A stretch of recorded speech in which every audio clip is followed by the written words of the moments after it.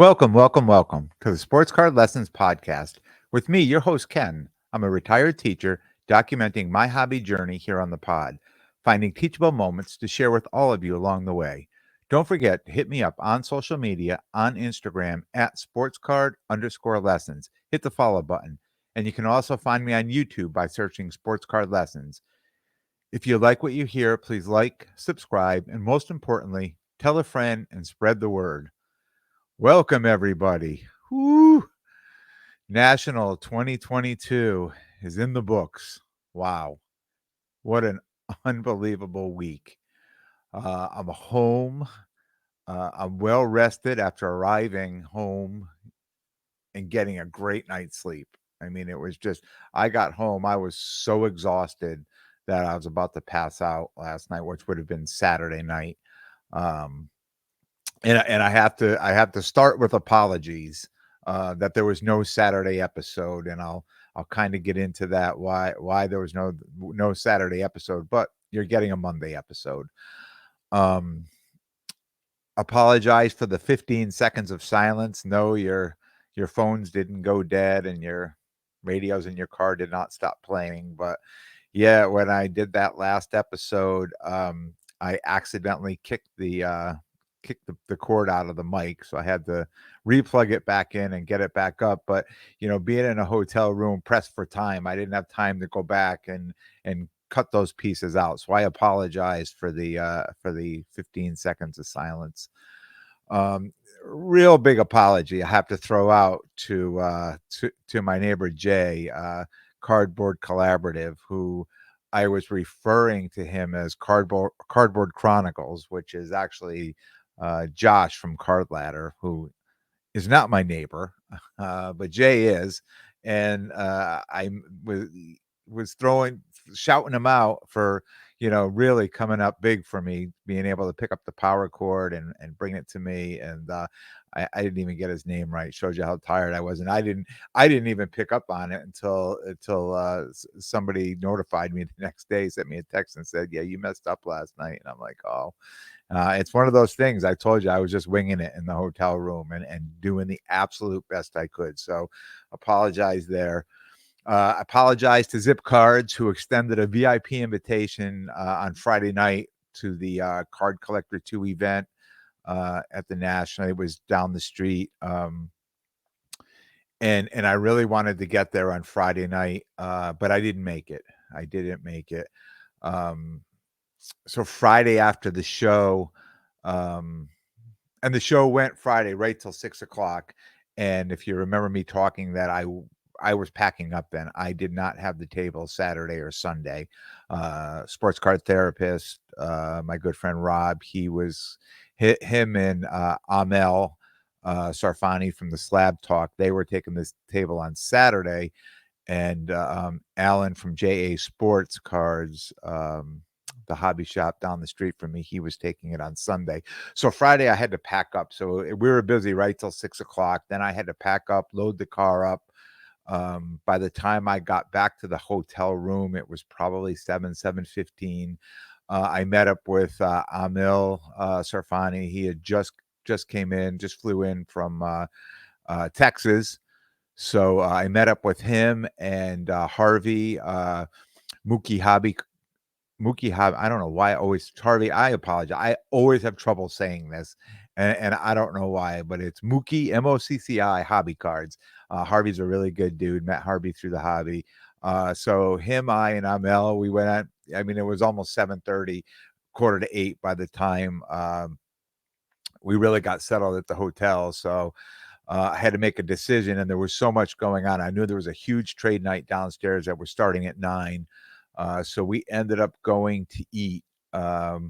We went to Guy Fieri's in Bally's. We went to, I want to say upstairs, but if you've ever been to this hotel, you have to go downstairs and then go over and take another, and because downstairs is the whole casino, and then you have to go take another elevator if you want to do anything, if you want to go out to the beach or the boardwalk or go to the restaurants or anything. So we went to Guy Fieri's, sat up at the bar.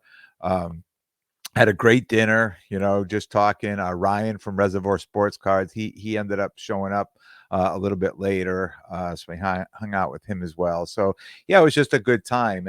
And like I said, I knew there was a trade night that night, and I had to make a decision. And I said, what my plan was at that time was to go home Saturday, because I was driving home Saturday, and put up do the pod Saturday when I got home and put it up Sunday morning. But when I got home Saturday, I was just completely wiped. So here it is Sunday, and I'm doing the pod Sunday, and we're gonna put this out Monday. You'll get this tomorrow morning. Yeah, so we had a great dinner. Then we all went and grabbed our cases, and we headed downstairs to trade night Friday night at Bally's. It was just a whole wing of the hotel. That people, I don't think anybody. It wasn't like it was a ballroom or anything. There was just an open area, and there was like a convenience. I don't even want to say market, because it was just open. You could go in and get some drinks, or like a burger and some French fries or whatever. But it was really, uh, I don't know how much business they did, because there was just so many people in there. Went in. I did not make any deals, but it was just great. It was running into people. It was just great to see people's cards. I saw a lot of deals getting done, and it was just, I mean, I guess this is what they do at National. I mean, you just watch, there was a big open area, and people just laid their cards out on the floor and just sat there, and people just came out and walked around and tried to make deals there. There were no tables, there was nothing. Everybody was on the floor there. And when you went into the area, the ventilation was not very good. I mean, you just knew there was, a few hundred people in there that spent the whole day inside National and hadn't had a shower yet. So it was one of those things, one of those, how do I put it? One of those things I'm never going to forget, just going in there. And I do remember coming out of there just being relieved, like getting some good fresh air. When we went out, I think every hotel was having a trade night. That night there was one at the hotel, the Claridge, which was right next to us. There was a trade night there. So after we went through this one, I think it was about 10:30. That's what time the one at Claridge went, from like 10 to 1 a.m. But when we went over there, it was mostly all F1 stuff. So that was, I know Harvey does some F1 stuff. And my neighbor, who I was messaging with too, Jason, Cardboard Collaborative, he's into the F1 stuff, and he was going to be there as well. So he had met us over there, and I went over there, hung out with him for a little bit, and walked around, checked the F1 cards out. But that's definitely that whole, every day they had like nice little tables, refreshments set up over there. It was kind of cool, but it was just all F1, which is nothing I'm really interested in right now. Maybe at a later time I will be. Um, Shout out to all the listeners who came by the table to say hi while I was out there at National. It was just great. It was, when you do this, I get messages, and people message me, and a lot of the same people message me a lot, and I talk to them a lot. But it's just so great when, like, people I don't know and never messaged with just come up and say, "Hey, you don't know me, but I love the pod. I love the content. Keep it up." It was just great to hear, and I enjoyed everybody who came up and chatted with me just to say hi at National. Another shout out Thursday night, after I dropped the pod on Thursday night, National Day 2, and I had said I was just going to eat, so I went over to the restaurant, and I sat down to eat, and there was a kid next to me with his dad. His name was Alexander. We started talking. They were here for National. They're from Rochester, and he is Alexander Fitch, Fitchh on Instagram. And him and his dad were great. We talked for a while about National, and that, just talked about what we expected and what was there, and just a really great conversation. So they had left. We followed each other. Him and I followed each other on Instagram, and they had left. They were there before I was, and we finished up eating. Or I finished up eating, and like I said, you have to go downstairs through the lobby and then back up again to the rooms. And when I was heading back to my room, I saw him in the lobby, and he's pointing at his ear pod in his ear, and he said, I'm listening to the podcast now. I told him about the podcast. He goes, I'm listening to it now. He said, awesome, thumbs up, so that was just kind of cool. I just met somebody, we talked about it, and not only was he listening to it, he came by and checked the cards out at the table the next day on Friday. So it was great to meet him. Just wanted to give him a little shout out. My neighbor, I still can't thank him enough for being able to uh, come grab that power cord for me. Because when you're in Atlantic City, my first thought was, hey, maybe I can find like a Best Buy or a Staples and just go buy a universal adapter and put it in. But when you're at National, I mean, there is no time to do anything. Like literally, you're getting up, you're setting an alarm. I'm getting up, I'm getting breakfast, I'm getting over to the convention center at 8 o'clock. It's going to 6 o'clock at night. Then you've got to try to get out of the parking garage, which was like a nightmare after 6 o'clock when they only have two people taking payment on the way out in a parking garage that literally every day was sold out by 9:30 in the morning. So it was it's kind of a nightmare getting out of the parking garage too. So there's just so much going. There was no time to be driving around to go find this and that. So I really appreciated him doing that. And on my end, on my end at home, you know, calling home at 12:30 to ask somebody to get out of bed and put it in the mailbox. I thought, you know what, I'm never gonna hear the end of it. And you know what I got yelled at was that I did not give Sherry a shout out for doing this, for getting up and putting in the so Sherry, here is your shout out for being a great sport, getting up at 12:30, going down to my office to find the power cord for my laptop, bagging it up and put it in the mailbox. So definitely appreciated that. Shout out to all the people that I just ran into that I was over there, and I ran into so many, and I'm gonna list a few out. And I know I'm missing so many people, but it was like a whirlwind over there. But I've already talked about John from Behind the Diamond, who's come see me a number of times, and he's scheduled to be a guest on the pod, so I'm excited about that. Amel Sarfani, talked about him. He does the Slab Talk the Bounce with Rob. Definitely going to bring him on a future episode for an interview as well. Dave over at Extraordinary Cards, went and talked to him. I saw Mikey's Cards. Nick from the Slab Exchange was there. Chatted with Sharon, Black Jaded Wolf, Tyler at Santiago Sports. Just is so many people, that just walking around and getting to know these people by doing all these shows. And I met new people. So it's just, meeting all kinds of new people at the shows too. It's just fun to meet these people in the hobby, and it's a thing now. I mean, we become friends. Honestly, it's just even though they're hobby friends, they're still friends.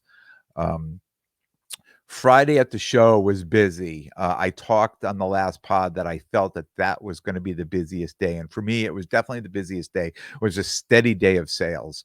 Um, and it was the first time that I started realizing, and I'm looking around me of what the successful people are doing, always talking about observing what the successful people were doing. And in my mind, I mean, I know this, I know a lot of the business practice, but I'm watching these people buy more than they were selling, and just kept buying, but they kept putting the cards out. So they weren't, I don't think they sold many of the cards they came with, but I could see them selling the cards they were buying. I could see them buying cards, putting them in their case, and they're being sold 15, 20 minutes later. And then I see people were coming up, and a lot of people were asking for Tua cards, for Jalen Hurts card. I mean, the Hurts cards, I think, because of the location where we were, because I just think there was a lot of Eagles fans there. And Davis Mills cards. So when these cards were coming up, and of course the Trey Lance and Mac Jones, that type of thing. But a lot of people, I mean, the Tua cards, I wanna tell you on Friday, I bought 6 Tua cards and I sold them. None of them spent more than 20 minutes in my case before they were sold. I bought a number of Hertz cards, even Davis Mills cards. Now, not lower end Davis Mills, like RPAs, auto RPAs of, with Davis Mills, but they're not that expensive. So I'm buying it at 60 or 70% comps and I'm turning around and I'm selling it 100% comp. I mean, people are looking it up and saying, oh, they say, how much for this? And I'm like, hey, whatever it was, say it's $200. And I'm saying, but the last sale was $200. And I don't even have to argue with them. I don't even have to. They're like, okay, great. And they're just buying it. And I'm like, wow, this is easy. Right. I mean, people are just coming up because, by the time, and I figured out by the time they've gotten to my table, I think there was, 2,000 tables or 2,000 booths maybe, which is more, there's a number of tables per booth. They've been to a ton of people before they've gotten to me. The ones that are willing to sell, where they're just like, okay, I'm getting the same price from everybody. I might as well just sell the card. And whether that was the case or whatever, but definitely it was buying cards at the right price that I could just drop in my case and just completely just resell right away. And every time I purchased every card that I purchased, unless the one that I purchased personally for my PC, and we'll talk about that later. Every time I purchased a card, I'm telling you, one lasted 30 minutes. That was a long time in my case. That's how fast they were selling. I didn't sell any of my higher end stuff, but I sold most of my low. Well, I guess it depends on what price range you're talking about. My higher end stuff, I didn't sell any of the $1,500, $2,000 cards. I sold everything I was selling. I sold cards anywhere from $100, up to $1,000. Though that was like the sweet spot for me. That's what was selling. And I'm not saying that other people weren't buying those things, but they certainly were. But on my table and what I had, what I was selling and what I was happy to sell and get rid of, that was my kind of sweet spot this week. And it worked out well for me. I sold a ton of those cards. I was just going through my box to put some cards back in the display case behind me and realized that I really don't have maybe a handful of cards under $500. The rest are all over $500. So um, that's kind of the new lane that I'm in, I guess. I talked about that Mac Jones card on day one of National that I went out and bought. It was the only pickup I had that I bought. And it was the Elements. It was the auto to 99. I bought it for 275. I knew it was under comps, and I was hoping to get 375, 400 for it. I put it in my case at 475, and someone showed up. It was my first sale Friday morning. A younger kid, I say probably 15, 16, showed up with his dad, and he's like, there it is. And he looked at his dad, and I said, well, I guess he knows what he wants. And his dad looked at me and said, that's the exact card he wants. Like literally, that was his goal, to find this card. And this is our second day here. And we walked most of the floor. We didn't. I said, this was in my case yesterday. He goes, we walked by here and I missed it. He goes, but I'm glad to have it. He took the money right out and said, I'm taking the card. I'm not even going to negotiate with you. I'm just happy I found this card and we could put this whole thing to rest, that he's got the card he came for. So, so be it. He found the card, and it was a good sale for me. I bought a Davis Mills card, an auto patch card came to the table, and I didn't buy it for a lot of money. I think it was about $100 card that I bought it, but the comps on it were about 160, 170. So I had just bought the card, and it was in a top loader, and I wanted to get it into a one touch. So I grabbed the one touch, and I put it in the one touch, and I put it in a new team bag. And somebody had come up and started asking me about doing a trade, and I put the card down in my case. Well, I was talking to him, and he had some cards, and he handed me some cards. He was looking to make a trade, and I looked at his cards. And at the end of the day, we didn't come to a deal. We didn't have an agreement.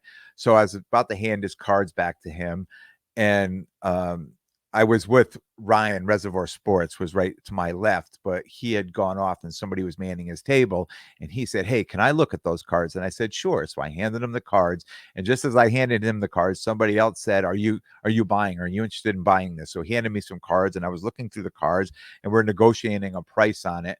And the other kid that these cards were him. I saw this guy hand the cards back to me. He said, "All right, thanks anyways." All right. So I said, "Thanks for stopping by." And he walked away, and I didn't make a deal with these cards, and I handed them back. And then I looked down and my Davis Mills card was gone. And I'm looking, I looked at the guy and I'm like, Where did that card go that was right here?" And he's like, "Oh no." He goes, "I think I handed it to that kid. I thought it was that kid's card, one of those kids' cards." And I'm like, "Oh man." So I'm looking and I'm looking, and I mean, it's a sea of people. There's no way to find it. And I thought to myself, well, he seemed like a really nice, honest kid. I mean, how far could he have gone? He's going to open up his case. He's going to realize he has an extra card. He's going to come back. I really had good faith. Somehow, I just had this feeling. I wasn't upset, and I wasn't going to go run around, and abandon my table looking. But something just gave me a good feeling that that card was going to come back to my table. And not to ruin the story, but it never came back. It never came back. And I hope he enjoys the card. And maybe he came across the card and he couldn't remember where it came from too. I don't know how many times he dug into his bag to pull cards out, but it did not come back. And I was sad to see that one go, but it wasn't a big loss. It was my only loss, and if that's my only loss of the weekend, then that's perfectly fine for me. Saturday was the busiest day by far. In fact, when I saw the amount of people there Saturday, because I wanted to go walk the floor. My plan was to walk the floor on Saturday, and it was so incredibly packed in there. I thought to myself, "Man, I really missed out. I really should have had this table on Saturday or been set up on Saturday, because that was the day to set up." I mean, that I know for me, when I was had to, like, nudge and just to try to get in and look in people's cases, um, to see what they had. Now I was there early, because I had the dealer early set up, and I got in there, and I was moving around, and people were still setting up, but it's so big. I mean, all of a sudden, before you know it, the whole place is packed, and I've only seen a quarter of the room because I'm talking to people. You're negotiating, you're talking, you're trying to make deals. Um, I went back to kind of like a home base, back to our booth, and somebody that I had met the night before at a trade night, and I gave him the booth number. He said he was interested in tennis cards, and I said, "It's very funny. I brought my tennis cards. I set my tennis cards up. I sold not one tennis card, so I had tennis cards set up Wednesday and Thursday and Friday. I just took all the tennis cards and I put them in a box, and I spread out my football a little more. I just wanted to make it." A little bit more, easier. I didn't want it to be so crowded that people were missing cards, so I really spread the cards out. I did put some. I still had some. I reduced the amount of wrestling cards I had in there too. I just made it so it was easier to look. Um, but I said I've had tennis all week and nobody. And he's like, I walked around this place, nobody had tennis cards. Like just maybe a couple really high end Federer or Nadal, something like that. And I said, well, look, if you make your way over there, I'll be over there in the morning. I'll bring those tennis cards and I'll meet you over there. So I had left them there, and I was out there, and Amel texted me and said, "Hey, guy you talked to last night about the tennis cards here." So I came back. He went through the cards. He ended up buying a card, and I'm like, "Well, that's cool. At least I sold one card."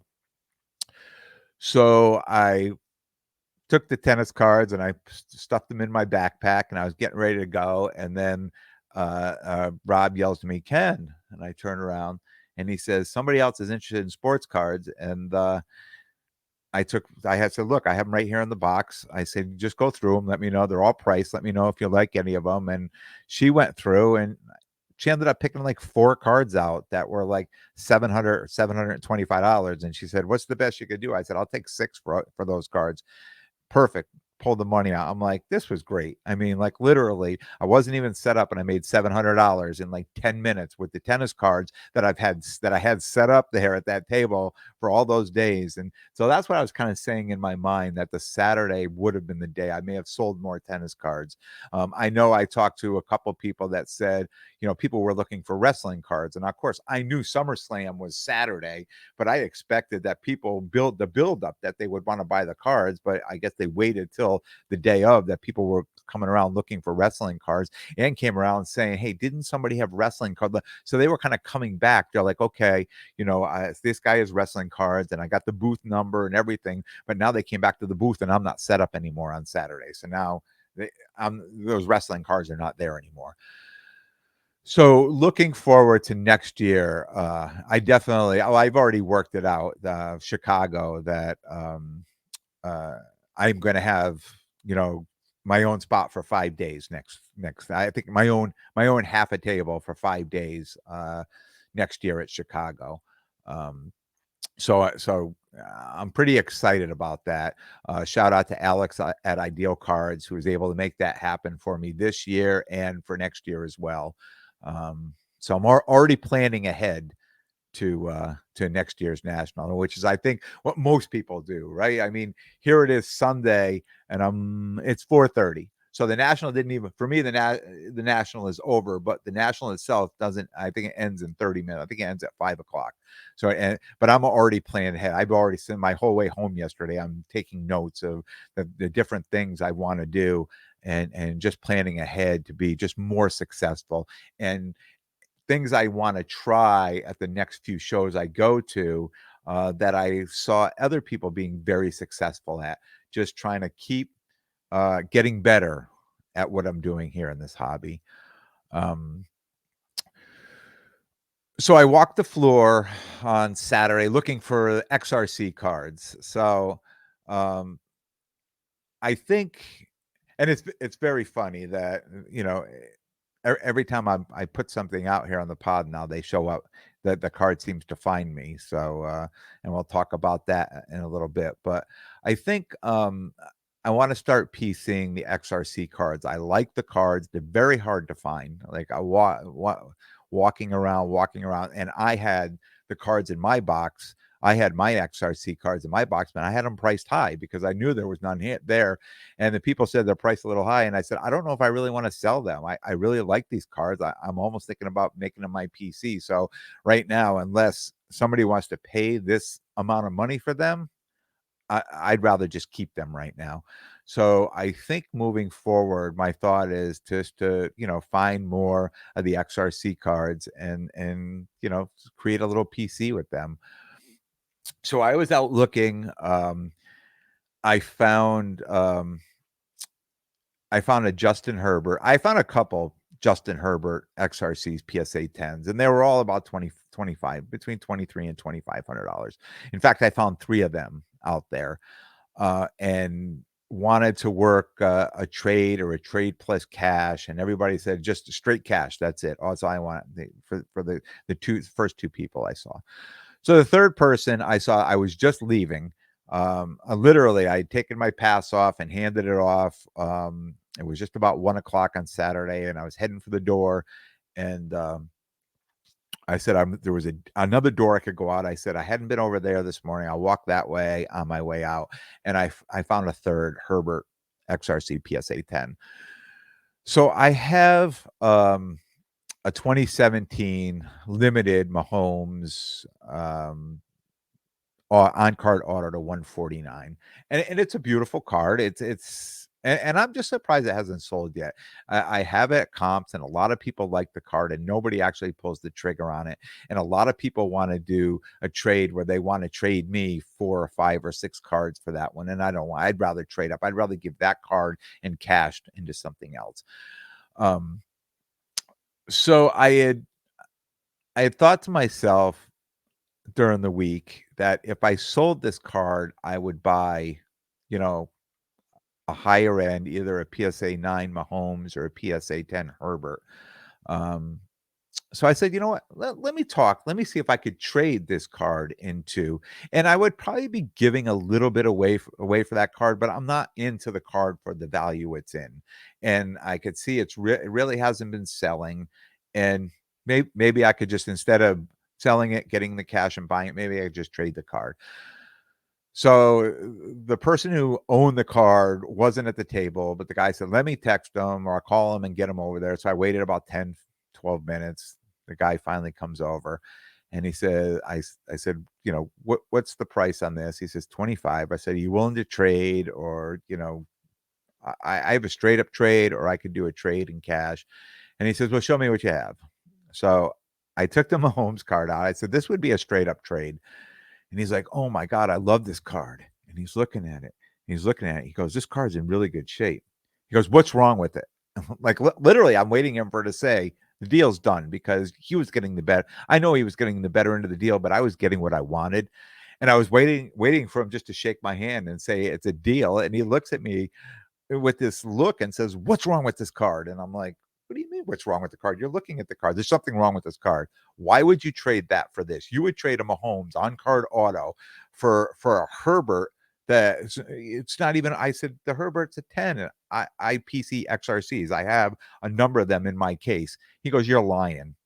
I'm like, "I could show you my cards." He says, "There's something wrong with that. I'm not even doing a deal with you." And he pushed the card back on the table. And he said, "That card's not for sale." And he turned and walked away. It was the most bizarre interaction I ever had. I'm like, "Well, okay." And I looked at the other guy. I go, "What is wrong with him?" And he's like, "Oh, I don't know. Sometimes he gets like that." And I'm like, "Okay." I picked my card up, I put it in the case, and I ended up heading out that day. But I just thought to myself that, I mean, I guess you could be too eager too, right? Too quick to, maybe I should have said, "Well, I'll give you this card and I'll take that card and cash back." Maybe if I was more eager to get 100% of the comp of the card, maybe that interaction would have gone differently. But uh, you know, I didn't have a lot of time to be bargaining with him. I knew I had a 4.5 hour drive home, and if I was going to get the deal done, I was going to get it done quickly. Um, so it never got done. So then I went to well, actually, before that happened, I skipped past here. I went to Panini. So this is another funny story. We talked about the redemptions. So I have three redemptions. I have my Mahomes on card auto, the midnight signatures. I had a Travis Etienne and a Rashad Bateman. They were both patch autos. So maybe a couple weeks before National, one of the Rashad Bateman had the 120 days had come up and it said, "What do you want to do?" And at this point, I'm like, I'm not waiting for this card. So I just said, "Send me a replacement card on that one." And they said, "Okay." And then the next day, I get an email from Panini saying, "If you're going to be at National and you want to trade your redemptions in that were over 120 days, make an appointment." And I'm like, "Oh, I wish I would have known this yesterday." So I said, "Well, I still have the Travis Etienne card." I said, "Yes, I want an appointment and I want to trade this in." So I had my appointment and I went there with all three of the redemption cards. And I said to them, "I have the card I came for, the Etienne, and I also have this Rashad Bateman card." Um, I said, "I don't know if they've already shipped the replacement, but I would like to get a replacement with that too." So the guy was kind of in the middle of talking to somebody and he's like, "Yeah, yeah." So he took the first one, he looked it up, and then I gave him the second one. And he said to the guy, because somebody else has got to go in the back and get your box for you. So he said to the guy to get, the two something. And so I didn't really hear what he said. So I thought he said, "Get him two boxes." So the guy comes out with one black box, and I said, "Was I supposed to get two?" And the guy said, "No, I just doubled up the redemption, so you got a higher redemption." And I said, "Okay, great." I said, "Let me just ask you about this Mahomes. I don't wanna, but how long do you think I'll wait for it?" And he said, "No." He said, "Mahomes comes in about twice a year and signs." He said, when he looked at the card, he said, "That card, you'll probably get that card in the next 6 months." Like, I'm sure he'll be in, and he's either been in or will be in the next 6 months to sign those cards, because he always comes in. He said, "I would just hold on to that redemption will be fulfilled. I said, okay. So I left and I went back to the booth over there and I opened up my black box redemption. Um, so I know I'm going to butcher the name. Joel Embiid, but it's a one of one flawless on card auto, and I'll hold that up. Uh, so it's a really nice card. I will be selling or trading it, and I do nothing with basketball, and it looks like it has some pretty good value on it. So when I was showing the other people there, and immediately they're like, "Oh man, see, I told you not to trade that Mahomes." And I said, "No, I didn't trade the Mahomes. I said this was for the Entienne." They're like, "No way, they did not give you this card for a Travis." I'm like, "They did," and I pulled it up. I showed them on my thing, and then I'm looking on my thing, on my Panini account, and it says that for my Rashad Bateman card that they shipped a card and it's arriving on August 2nd and they give me a tracking number. So they already shipped me a replacement and he doubled this up because of that Rashad Bateman one and gave me this card, this black box, a higher end black box. So I think I lucked out. I mean, I'll be wait till Tuesday to see what shows up in the mail and stay tuned for that. I'll put that on the next episode. But I'm hoping that it did actually ship and I'll get a second card from Panini. So that would be kind of exciting. My pickups for the week. So Cole Caulfield, Young Guns. We know how I talked about him, that I keep him and Trevor Zegras. I keep getting as many of these as I can, and I'm just stockpiling them right now because I think they're the two best rookies this year, and I'm hoping they'll be worth some money. This was an exciting pickup for me. So this was a 2017 Patrick Mahomes rated rookie optic. So, I mean, comps on this are all over the place, but this was an HGA 9.5, and I'm going to hold this up. Try to get the right light. It's a 9.5, and on the centering surface, HGA listed out, every single one is 9.5. All of them are 9.5. And the kid came to the table. He's like, "Are you interested? I want to trade this card." And I said, "Well," I said, "it's an HGA. Nobody really likes HGA." I said, "You should just crack it out of that and send it into PSA." I said it would have more value on it. He said, "I don't want to deal with doing that. I don't know how to do it. And my luck, I would ruin the card. Would you trade it? Do you want to buy it?" So I said, I can give you $100 for the card. I'm not sure what you're looking for. He said, 100. He goes, "How about 150?" And I said, "How about 125?" Now I was willing to go 150. I would have went even 140, 150. I maybe even gone a little higher. But when I said 125, he just shook his head and he's like, "Okay, I'll take that." And I'm like, "Oh, okay, here you go." And I took the card. I mean, literally by Tuesday, this card's going to be cracked and on its way to PSA. I cracked the 2017 Mahomes red yellow, which was uh, an HGA 8.5. Cracked it, and I bought that cheap, cracked it, and sent it to PSA, and came back a PSA 9. So, I mean, I'm hoping this comes back a PSA 10, but I mean, PSA 9 over an HGA 9.5, I'll take that any day. So then my two pickups. So this is 2019 Panini Black Friday Josh Allen autograph. Beautiful card. Hold that up.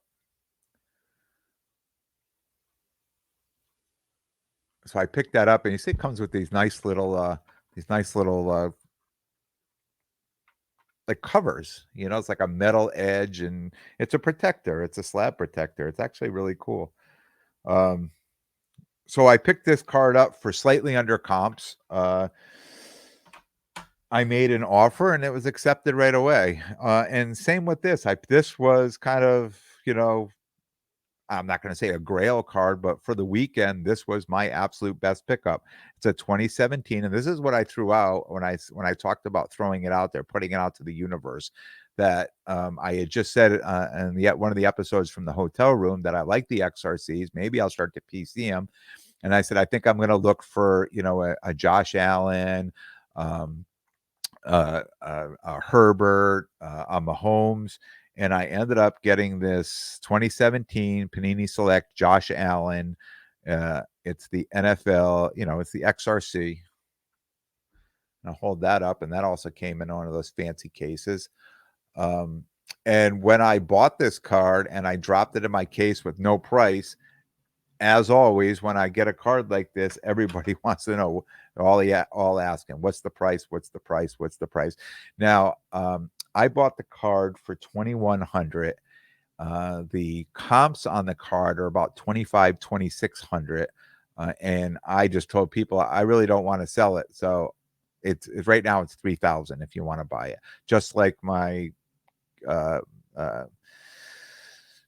Mac Jones, where I put that at 2K. The Trevor Lawrence, the PSA 10, I put that at 2K. And now I know they're selling at $1,400, but I put them up at 2K because in my mind, I did not know if I really wanted to sell them or not. So, like I said, I think I'm going to start piecing the XRCs. So I have 5 of them so far. I just mentioned I have the Herbert PSA 10, the Mac Jones PSA 10, the Josh Allen PSA 10. I have a Mac Jones PSA 9, which I'll move that and reinvest into another XRC. And I also have a Zach Wilson BGS 9.5. And if I could find a 10 on that, I would move the BGS 9.5 for a PSA 10. So that's where I'm at. I'm finding my way. I'm finding out what I like. And like, I'm picking the XRCs too, because in my mind, I said, I like these XRCs. And when I got to the show and I started walking the show, even Wednesday before the show started, I found one and I knew where it was. It was Mahomes. It was a PSA 9 XRC, and I think it was like $2,700 or $2,800. It was, and I know it was overpriced because I think the comp on it was about 2,300. And I talked to the guy a little bit about it, and he said these cards are scarce. Like I'm not going to say they're rare, but they're scarce because I think the people who get them hold on to them. You don't see many out there. And as I walked around, I realized I am at National, and I did not see many at all out there. I saw some raw ones that weren't so. In other words, somebody probably graded them, and then cracked them out because they didn't grade very well. Maybe came back an 8 or whatever.